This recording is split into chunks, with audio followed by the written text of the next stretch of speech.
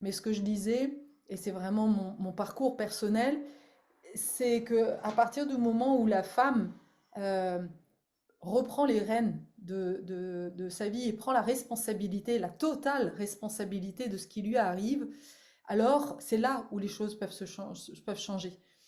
Euh, ce dont je suis convaincue, c'est que nous nous auto-limitons.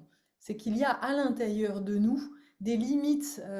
Il y a un très beau bouquin d'ailleurs qui s'appelle La limite supérieure de, je ne sais plus comment il s'appelle, euh, et qui parle de saut quantique et de cette voilà de vraiment d'un certain nombre de croyances limitantes, comme celle par exemple de faire de l'ombre à ses sœurs, à sa famille, à sa mère, à ce genre de choses.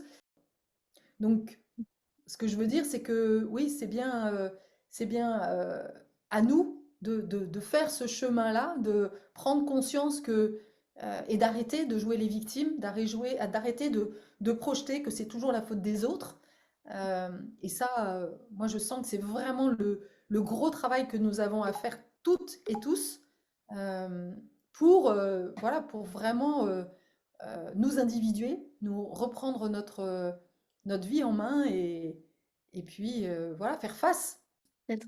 Oui, c'est-à-dire que euh, pour moi, le changement que nous devons tous faire, c'est d'arrêter de nous battre contre, Bien sûr. mais, mais de se battre et d'aller vers un combat pour.